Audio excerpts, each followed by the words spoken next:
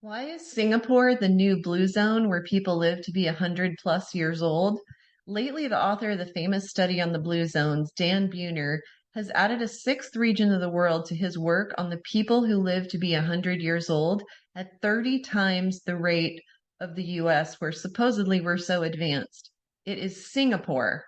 While I don't live there and I'm not an expert on the culture, I have been there and spent some time studying the culture. I figured if I went out into mainstream media looking for why it's one of the most high longevity areas of the world, they'd serve me up a bunch of propaganda about how it's because they don't have guns or because of government policies. And they don't disappoint. You can look at Mind Body Green, always a good source of leftist propaganda. I figured they'd completely ignore a very important part of Singapore's culture, and they didn't disappoint on this either.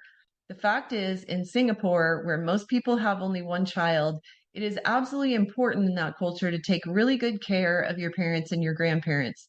It is shameful to not be a good son or daughter in Singapore. You can go read how it's because they tax alcohol and subsidize whole grains if you want to, and I'm sure that the sin taxes help in discouraging excessive alcohol use. And in Singapore, it's really important to note that they eat a lot of leafy greens, as well as fish and tofu and other whole foods. And that's got to be a big part of it. But how we treat our elders in the United States is absolutely shameful. It's in vogue among millennials to cancel their parents if they disappoint you in any way. Cancel culture isn't just online, it's an epidemic in families. I don't know very many parents in their 50s and 60s who don't have a child who has canceled them. And some have more than one child who is choosing to live life in exile from their parents and even denying grandparents access to their grandchildren. Again, yes, I know your parents made mistakes, some of them big mistakes, but I don't think in Singapore they live a long time because parents were perfect.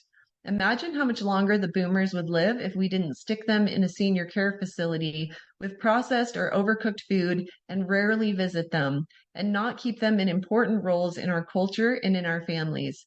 Neglect will kill you faster than junk food will.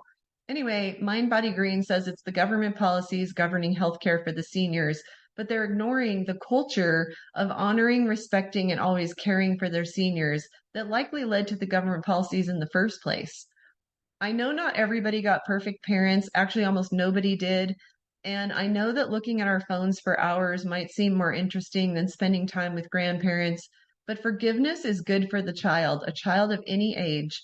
You can't be fully healthy with anger and resentment in your heart. And it might just make our grandparents happy and help them live out their full potential if we just treat them with more love and sit and talk with them. In Singapore, usually the aging relative lives with and is cared for by someone who loves them. And I think this might just be key in why Singapore has joined the Nicoyan Peninsula, the Loma Linda, California Seventh day Adventists, the people of Okinawa, and the others in being one of the longest living places on earth.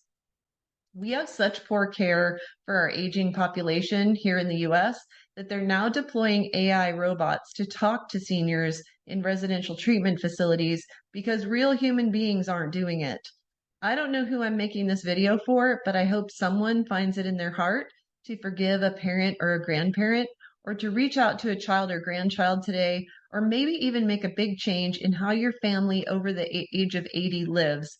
That is our responsibility. Thank you for following Green Smoothie Girl the last 17 years.